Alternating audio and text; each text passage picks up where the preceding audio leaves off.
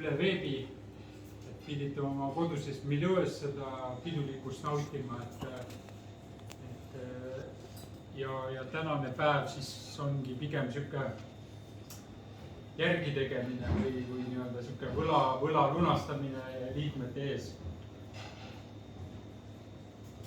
No selles mõttes 100 aastat, et loodetavasti kõik me elame kunagi nii vanaks, aga et ühele organisatsioonile 100 aastat, see on ju iga kümnend on selles mõttes oma nägu. Ja te teate, et vahepeal 50 aastat oli see selts võib-olla mõtetes, ainult inimeste mõtetes ja peades ja paljud need pead ju lahkusid ka teisele poole merd. Ja nagu mina ikka olen öelnud, et see on nüüd meie au kohus kanda meie eelkäijate seda vaimsust ja seda indu nii-öelda edasi nii vähegi, kui me oskame. Ja võib-olla mina põikaks ka oma selles lühikeses sõnavõtus korra sinna ajalukku ja siis seltsi esimene president Peeter Kõpp, siis kui seltsil oli viies juubel, siis ta kirjutas selleks juubeliks välja antud siukses vihikus, kirjutas siis järgmiselt, et ja teema oli siis akadeemilise põllumajandusliku seltsi püüded ja ilme. Et see juba pealkiri on siuke püüded ja ilme, et mis on väga siuke mõnes mõttes väga ambitsioonikas ja väga keelerikas. Ma ei tea, kas te olete interneti avarustes ja meie kodulehel on üleval ka see talu perenaine, mida meie liikmed siis välja andsid. Seal nii-öelda nendes ajakirja sabades oli ka teinekord terminoloogia üle, et kuidas toonased Tartu Ülikooli siis aabikud ja teised seal keelemehed siis erinevate terminite üle vaidlesid, et see nii-öelda see keelerikkus või see terminoloogia säilitamine on ka nii-öelda meile üks oluline teema. Ja siis professor Peeter Kõpp siis selle 5. juubeli kirjatükis siis kirjutab seltsi eesmärkides, siis tuues neist ära 4, loeme nad siis nii-öelda üheskoos ette. Esiteks siis liikmete mitmekesine arendamine. Täna oleme siin päris kõvasti üksteist arendanud. Valga kohta oleme väga palju teada saanud, vabadussõja kohta, teise maailmasõja kohta ja kõik haubitsad ja suurtükid oleme üle vaadanud. Nii et lisaks põllupidamisele on meil nüüd ka mingid teadmised sõjandusest. Nii teiseks kodumaa põllumajanduse ja ühistegevuse uurimine. Eile oli suur põllupäev üleval. Tegime ühiselt, tehti ühiselt ja kodumaa põllumajandust uuriti ka 2 käega.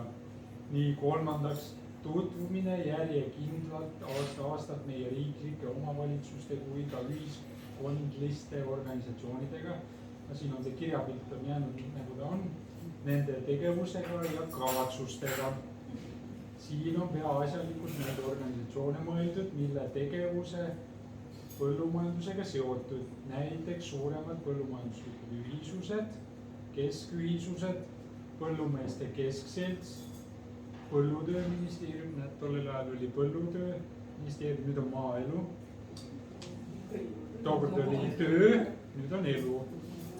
Nii ja riigi statistika keskbüroo, et selles mõttes selts, kuna ka tollase põllumajandusteaduskonna lõpetajad ju läksid kõikidesse nendesse riiklikesse organisatsiooni laiali ja siis see side säilis.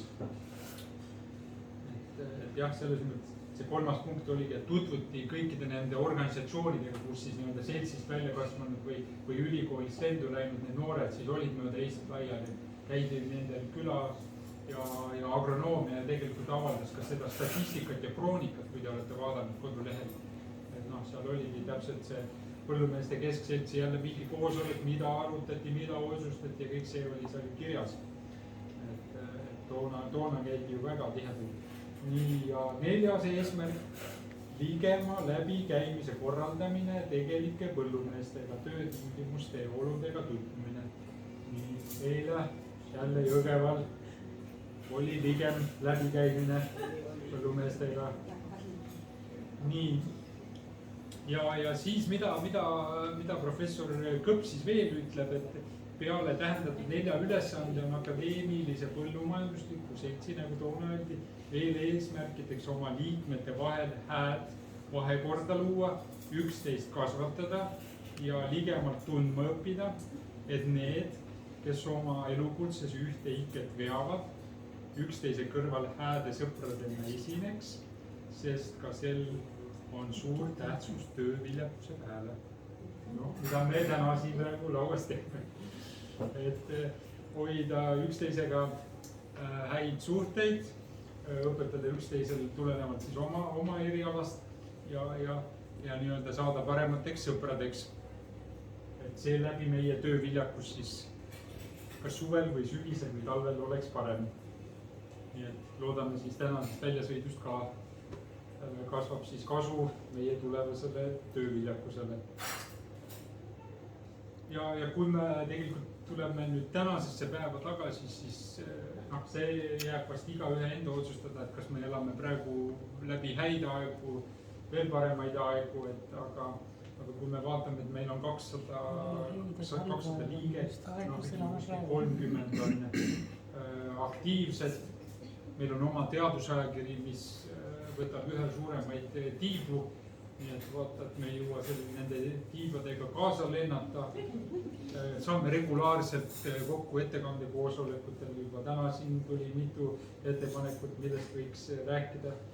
Meil on oma traditsioonilised üritused, vabariigi aastaaktus, aastakonverents, aasta lõppu koosviibimine, et ma arvan, et see on ka ühe organisatsiooni seisukohalt hästi oluline, et meil oleks traditsioonid. Selles mõttes. Ja korraldame suviseid väljasõite, et selles mõttes eelmisel aastal me ei saanud. Olime seal, kus me olime, tegime tööd, aga kokku ei saanud ja nüüd oleme siis Valgas. Ja kui me vaatame viimasele juubelile 95 oli, kui me andsime raamatu välja, et mis selle viimase 5 aasta jooksul, et siis on ka ju tegelikult päris mitu märgilist sündmust. Esiteks see, et me ühinesime Teaduste Akadeemiaga, et võib-olla see on ka oluline just eelkõige selles, et põllumajandusteadusi rohkem, võib-olla ka nendes teadusinstitutsioonide koridorides arvestatakse rohkem ja tänane Teaduste Akadeemia juhtkond eesotsas president Tarmo Soomerega on ju väga nii-öelda positiivselt meelestatud meie distsipliinide osas ja sama on ka siis akadeemia peasekretär professor Jaak Järv on meie tegemisi alati innustanud ja kui mina olen temaga kontakti võtnud, et siis alati on lahkesti nõus. Ja muidugi 2018 juuli suvel siis meie seltsi ajakiri Agrarteadus jõudis nii-öelda järjekordse verstapostini, et nüüd me oleme siis indekseeritud Scopuse andmebaasis, see on siis 1.1. Et ilmselt kõik mäletavad, et oli ka ju neid aegu, kus öeldi, et miks te seda ajakirja siin hoiate, et eestikeelne, seda ei ole kellelegi vaja, see ei anna sul mitte ühtegi punkti, ei tea, ei kandideerimisel ega muidu, aga nüüd eesotsas peatoimetajaga, et nagu ma ütlesin, et meie tiivad on nii laiali läinud, et jätkuks meil vaid ainult seda rammu nii-öelda selle suure hooga kaasa minna. Ja mul on muidugi hea meel, et selle viimase 5 aasta jooksul, et suhted Jõgevaga on olnud erakordselt tihedaks. Muidugi seal on plejaad aktiivseid ja kauneid daame, kes igast ideest võtavad tuld ja tulevad kaasa, et mina saan mõnikord mõned asjad anda ka nende kanda ja nad on seda väga hästi teinud, et nii-öelda suur tänu teile ka. et see teie ennastsalgav pingutus, et öeldakse küll, et iga organisatsioon on juhi nägu, aga ma arvan, et meie organisatsioonil on neid nägusid hästi palju ja tänu teile, suur tänu. Aga nüüd ikkagi päeva küsimus on see, miks Valga, on ju? Rene vaatab sihuke, seda ei oska öelda, mis hirveline topist on ju, võib-olla tuleb Anton Hirm meelde, kellest me ükskord mööda sõitsime, kui me Lätist tulime. Aga jah, päeva suur küsimus on, miks on Valga. No mõned juba siin kuulsid, et mina olen siit Valga lähedalt, aga see ei olnud põhjus. Ma isegi ei mäleta, kes selle idee, aga kui me nüüd vaatame Valga ajalugu, siis linnaõigus 11. juuli 1584 andis Poola kuningas Stefan Batory. Et siis sai Valga nii-öelda selle asutamiskirja ja Riia linnaõigused. Ja tartlased kindlasti mäletavad, et see on seesama Stefan Batory, kes andis meie kodulinnale Tartule, andis selle valge-punase lipu. Kui mina ka ikka käin, jah, korra, seda ma ei tea. Aga selles mõttes jah, et ta oli juba selles mõttes tookord nii-öelda selle Tartu Riia tee peal oli sihuke oluline sihuke jalapuhkamise koht, aga jah, Poola kuningas ja Leedu suurvürst ja et siis 1584, et siis Valga on ikkagi üsna vana ja siis Tartule ta andis selle, siis 1853 andis selle siis valge-punase, kui mina korra aastas käin Krakowis ja siis üliõpilastele siis räägin, siis mina alati näitan, et mina tulen Tartust. Ja siis on see Tartu lipp on mul seal taustas ja siis ma räägin selle loo taha, et kus siis Tartu on oma selle lipu saanud.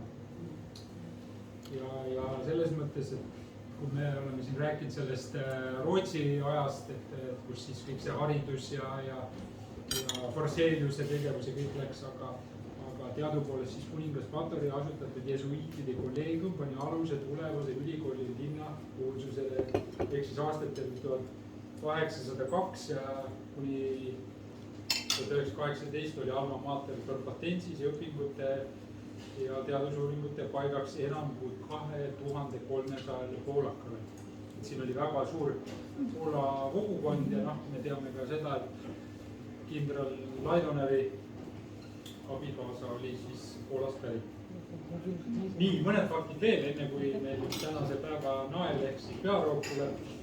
Et Valga oli siis esimene linn, kus omavalitsus läks eestlaste kätte, ehk siis 1901 aastat detsembris saadi tänu edukale koostööle lätlastega volikogus 12 kohta.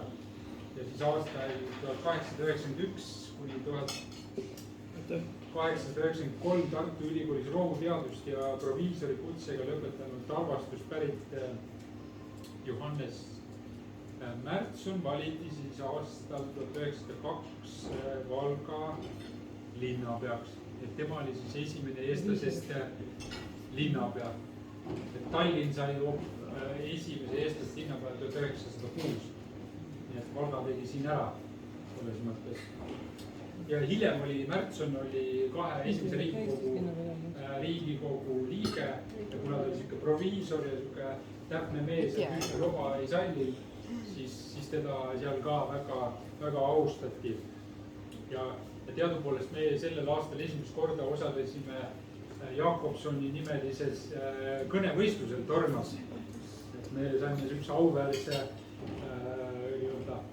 võimaluse ja Märtsonil oli ka seos Jakobsoniga, nimelt siis Karl Robert Jakobsoni õetütre Marta Pärnaga pani ta aluse Eesti tütarlaste progümnaasiumi loomisele Valgas.